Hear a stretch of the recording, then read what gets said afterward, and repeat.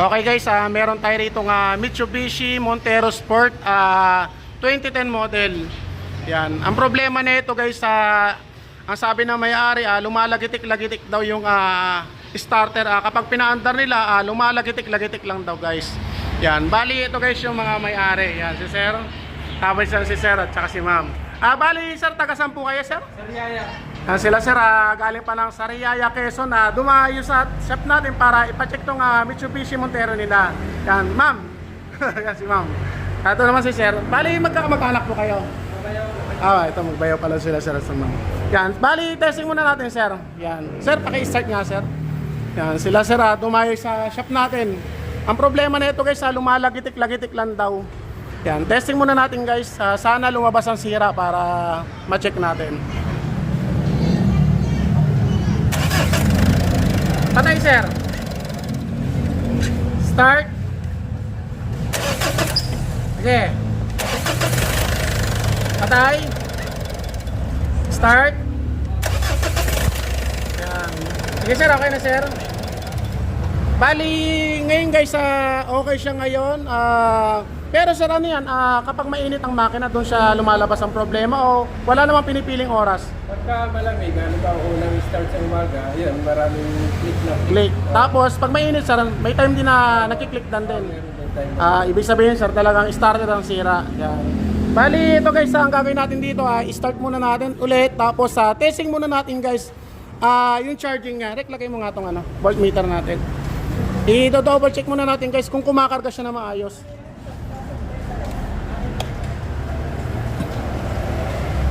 Yan, ito guys yung voltmeter ko. Kailangan guys mag-14 yan. Sige sir, start.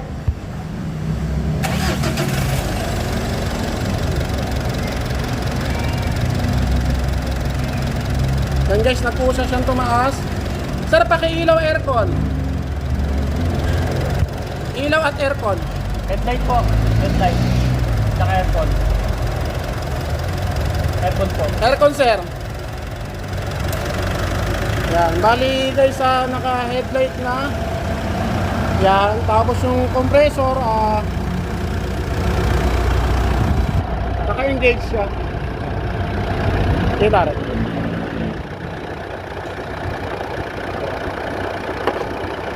Bakit pa rin?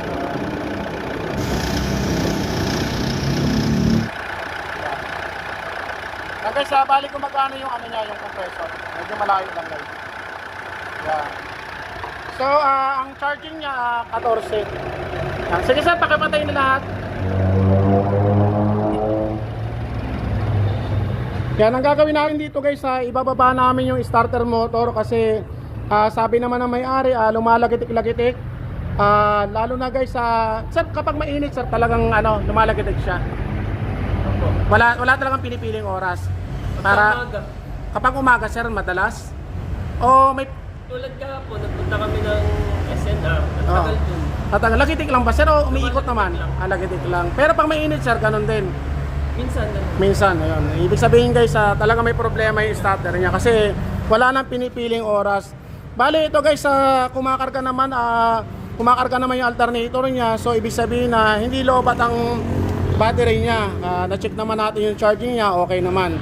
Ngayon guys, ang gagawin namin dito, kakalasin namin yung starter motor. Ang problema niyan guys, solenoid guys. Ang gagawin namin diyan guys sa solenoid, re-repair na lang namin guys para hindi na gumastos ng malaki may-ari. Yan. Ngayon guys, kapag magkakalas kayo ng starter o alternator, lagi yung kakalasin guys ang negative. Yan, para sa safe lang guys, in case na dumikit yung positive, yung main line, hindi siya i-spark. Yan, medyo delikado yung guys. Kaya kailangan guys negative ang kakalasin nyo. Yeah. Bibigyan natin guys ng solusyon ng sakit ng sasakyan na to guys. Doon lang tayo guys pupunta sa starter motor. And guys, pakita ko na lang mamaya guys kapag nakalas na namin.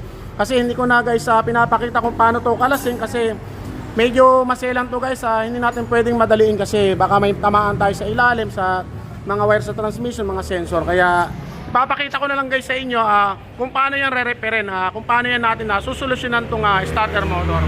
And guys, pakita ko na lang guys mamaya kapag nakalas na namin. So ito na guys, nakalas na natin yung starter motor nito guys ng Montero. Yan. Bali, ito guys, ganito lang ang gagawin nyo kapag bubuksan to. Yan. Ito guys, merong dalawang tornilyo o metal screw. Yan. Tuktukin nyo lang ng ganyan. Yan, para lumuwag siya. Tapos tuktok dito. Yan. Para lumambot guys.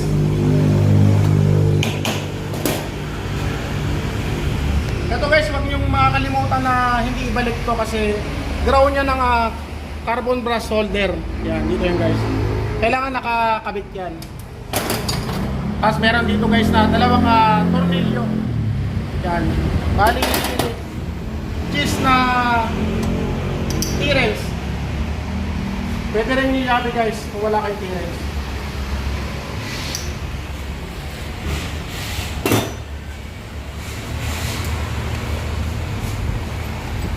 Yan, bali dalawa guys. Ito guys yung cover, tatanggalin nyo lang. Yan. Tapos meron pa yan guys dito na 12 na nut para sa solenoid. Kailangan tanggalin niya. Yan. Tapos bunot lang. Yan. Bali mahaba pa siya guys. Ibig sabihin maayos pa yung carbon niya. Tapos ito guys, okay pa yung wire niya. Kapag kulay itim na yan guys, ibig sabihin wala na, sunog na yung carbon brass. Nagiging dahilan naman na ito guys, kahit mahaba ang carbon brass, kung sunog na ang wire nito, kapag mainit guys, hirap umandar yan. Kapag mainit lang. Bali ang problema naman nito guys, lagitik lang. Kahit anong start, lumalagitik lang. So ang problema niya ito guys, solenoid. Ito ang re-repair natin. Ngayon guys, sa pagtatanggal nito, iingatan nyo guys yung bulitas. Yan. Minsan sasama yan dito kapag tinanggal.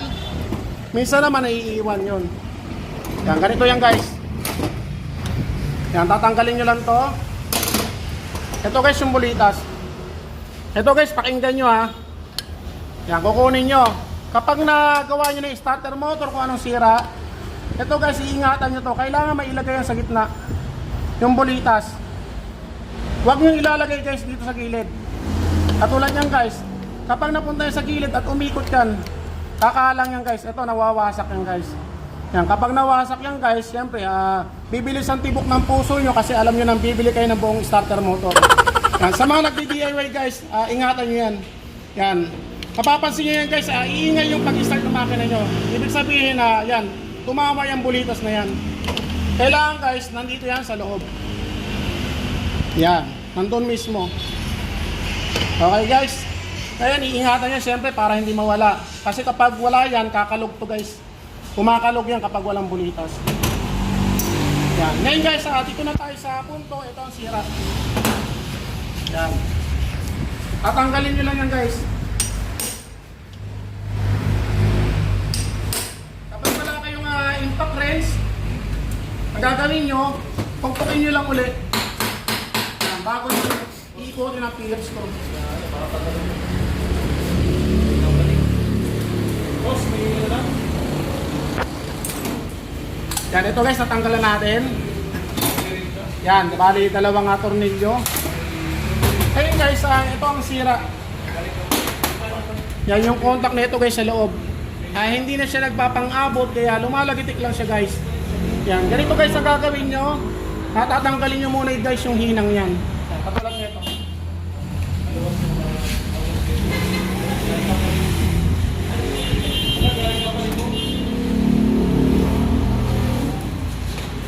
Yan. Meron tayong mahiwagang panghinang heater plug.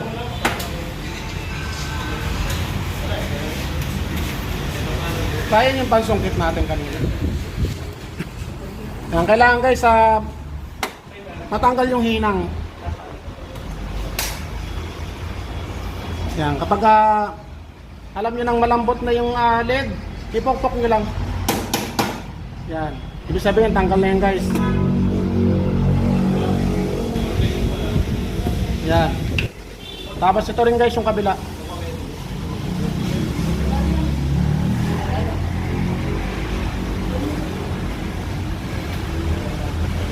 Hindi nyo kasi mabubunot yung cup nyan guys kapag hindi nyo tinagal hinang.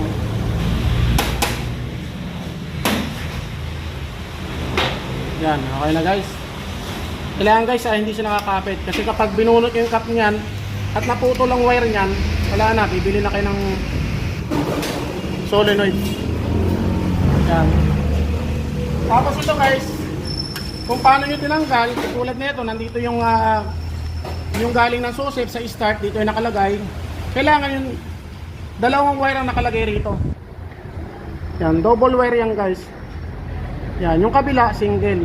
Dito nyo ilalagay guys yung double wire. Papakita ko sa inyo guys mamaya yan.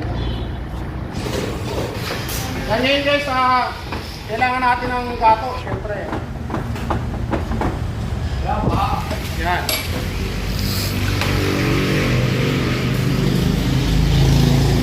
Yan. Kailangan ko guys, meron akong cutting piece.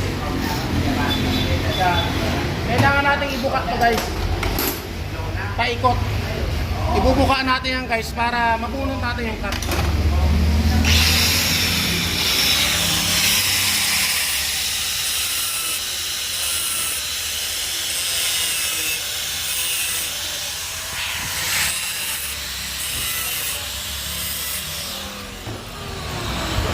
Bali ito guys, magpo-forward tayo ng konti dito kasi medyo maselan to guys. Pag minadali yan, nababasag to guys.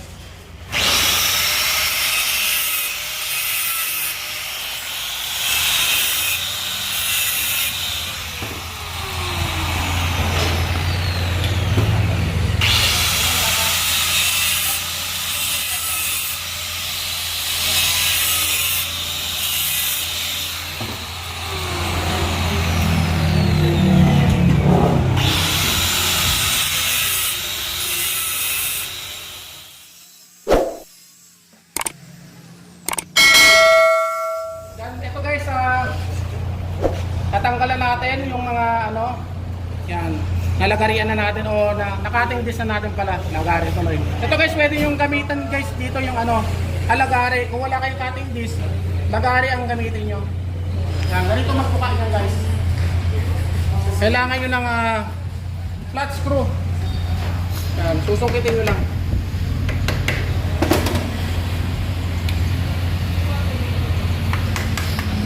Medyo ingat lang guys kasi nababasag ang cap niyan. Dito guys, magpo-forward ulit tayo ng konti rito Ang importante naman guys, makita nyo kung paano yan step by step. Hahaba ang video natin Medyo igilid mo kasi nakikita ang kilikili natin. What?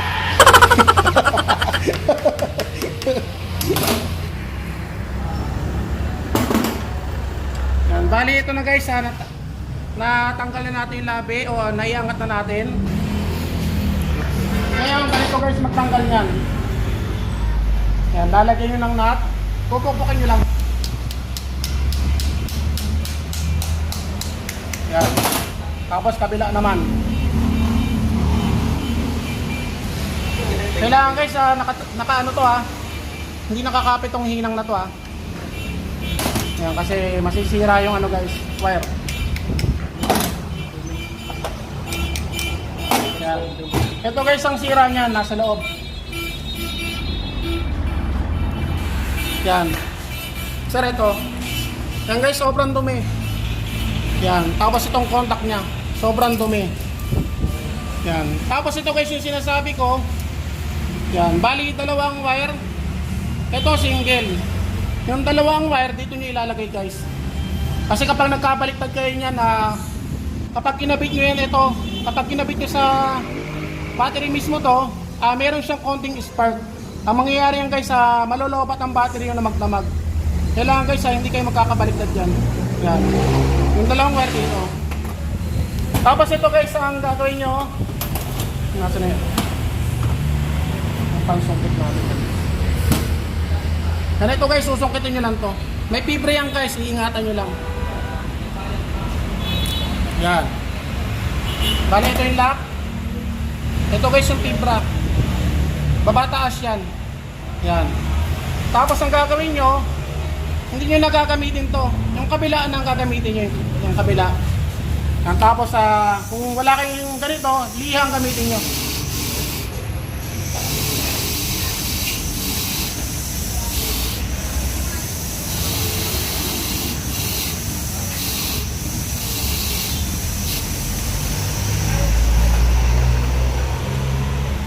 Ito naman guys, dito naman tayo.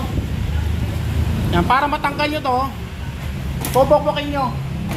Pero syempre, kailangan natin ilagay natin. Yan.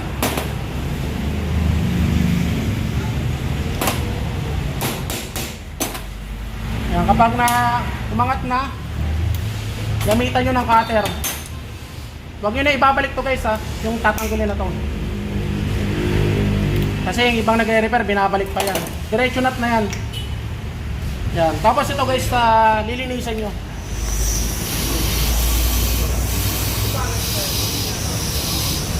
Yan.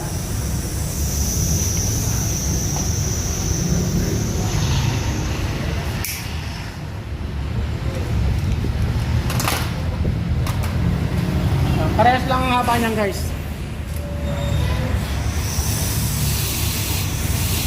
Yan, katulad na ito guys, yung isa may tama na. Kumbaga lubog na. So gagawin nyo, ipapantay nyo.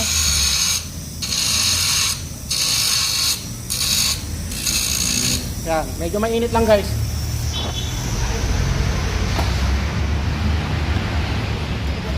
Tapos ito, syempre, ipapantay nyo rin. Babawasan nyo na.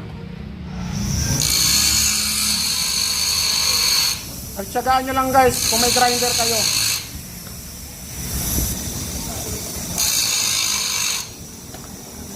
Mahaba na ba? Minuto natin.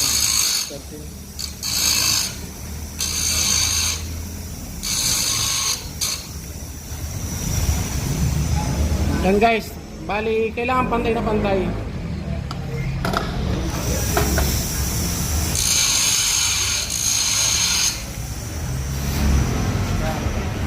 Tapos, kailangan natin ng alambre.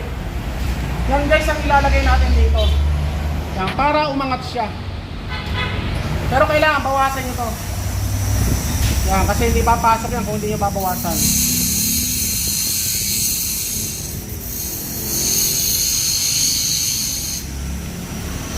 Huwag nyo gagawin guys na linisan lang ha. Kasi kapag nilinisan nyo yan, babalik pa rin ang sakit niyan. Kailangan iangat natin ng konti. Yan, ikot nyo lang ng ganyan. Tapos idadagdag nyo rito. Yan, gaya lang guys. Yan, tapos ito guys, linisan nyo to. Para sa field coil yan. Yan, yan ang contact ng tornilyo. Yan. Ito guys yung sinasabi ko, huwag nyo na ibabalik yan. Meron tayong ginagamit dyan. Yan, 12.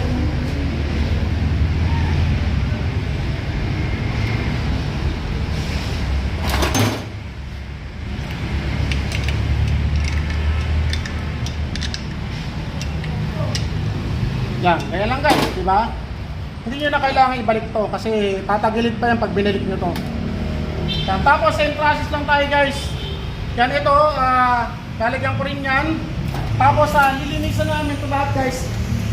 Lilinisan namin para magandang tingnan guys kapag nakakabit na. Parang brand new guys. Yan ito guys, lilinisan na rin namin. Yan, lilinisan namin.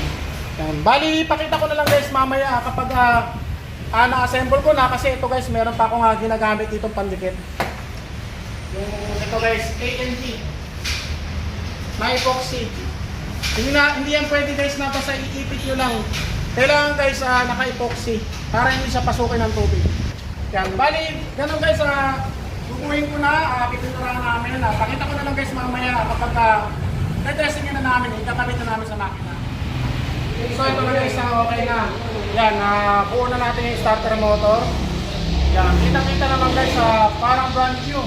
Wow! Tapos ito guys yung nirepair natin solenoid. Yan, nilagyan ko guys ng epoxy, Pioneer epoxy. Yan, A and B. Yan, A and B. Yan, ito kasi guys, nilalagyan ko ng epoxy para in case man talsikan ng tubig o maampiyasan ng tubig, hindi siya papasok dito. Yan, kasi kapag pumasok ang tubig yan guys, magmumoist yan tapos mabubulok yan guys. Yan, bali ito na guys, okay na. Yan. Ito guys, meron namang nabibili nito na solenoid, kaya lang mas tiwala tayo guys sa original kasi syempre iba ang pagka-tanso nito guys, itong dalawa na to. Talagang matibay ang tanso niyan. Hindi naman natin nilalahat guys yung mga replacement, pero syempre kapag replacement, lalo na pati yung mga mababang klaseng replacement, nauubos guys, nauubos ka agad guys yung contact niya, kaya mas sigurado tayo, dito na tayo sa original. Bukod sa lahat, syempre makakatipid ng konti may-ari. Bali, gawin namin dito guys ay kakabit na namin. Tapos papakita ko na lang sa inyo guys mamaya kapag kakabit nila namin. A few moments later. So ito na guys, okay na, naikabit na natin guys yung starter motor. Yan, bali okay na guys. Yan, nasa ano na, naikabit na natin sa ilalim. Yan. Ito guys, pag magkakalas kayo ng starter o magkakabit kayo ng starter, medyo ingatan nyo lang guys yung mga sensor. Katulad nito guys, sa automatic transmission, medyo iingatan nyo lang guys sa pagkakalas kasi baka tamaan yung mga sensor. Yan, katulad nito guys, may mga sensor yan dito. Yan, mag-check engine yan guys, tapos mawawala ang hatak ng makina guys kapag nag-check engine. Yan. Tulad nito guys, nagtanggal tayo ng battery kasi naggawa tayo ng starter motor. Syempre, ikakabit na natin yung negative kasi hindi aandar yan guys kapag tanggal ang negative terminal. Sige, rekabit mo na. Yan, bali Mitsubishi Montero Sport 2010 model. 2010 model sir. Yan. Sige sir, paki-start. Sir, tingnan mo sir kung mag-check engine na. Yan, kasi nagtanggal tayo ng battery. Ito guys, kapag in-start to, medyo may maririnig kayong wing kasi nga malakas na yung starter motor. Yan. Patay. Medyo hintay lang sir ng konting seconds. Start. Patay. Start. Okay. Yan guys. Sige sir, pakipatay na. Walang check engine sir. Okay na sir. Yan, bali ganun lang guys ang gagawin nyo. Tulad nito, ano yan sir, madalas na talaga mangyari. Madalas na. Yan. Ito lang dati na Kahit mainit ang makina sir, yan. Bali, wala nang pinipiling oras guys. Kapag kasi gano'n na wala nang pinipiling oras, ibig sabihin na malamig man ang makina o mainit at talagang lumalakitik guys, ibig sabihin na solenoid guys ang problema niyan. Pero kapag mabagal guys, ang ikot niya o yung crank niya parang walk, maaring mahina ang battery o ano kaya guys, i-check nyo lang minsan kasi maluwag yung mga terminal. Yan, minsan naman guys kapag sira ang alternator, ganun din guys, talagang malulobat ang battery. Tulad nito guys, sinukatan namin ng voltmeter, 14 ang charging niya, so ibig sabihin na talagang starter motor ang problema niya. Yan, bali sila sir, sir saan kayo galing ulit? Sariaya Quezon. Yan, sila sir galing ng Sariaya Quezon, dumayo sa shop natin para ipagawa tong sasakyan nila. Sir, maraming salamat po sa inyo. Ingat po sa pag-uwi. Yan. Thank you. Bali, ano pangalan niyo, sir? Harold Algaran. Bali kayo po may-ari nito. Ayan. Sir, maraming salamat po, sir. Thank you po. Ano pangalan niyo, sir? Andy. Ayan, si Sir Andy. Tapos yan si Ma'am. Yan. Ma'am, baka may isi-shoutout ka, mga kumare. Yan. Sir, maraming salamat po sa inyo. Yan. Sir, ingat po sa pag-uwi. Salamat po. Thank you. Yan, sir. Thank you po. Thank you. Yan. So yun guys, ganun lang, gayahin nyo lang yung video ko kung paano mag-repair ng solenoid. Kahit nasa bahay kayo guys, magagawa nyo na maayos sa sasakyan nyo. Yan. So yun guys, sana may natutunan kayo sa sinare kong bagong video. Maraming salamat.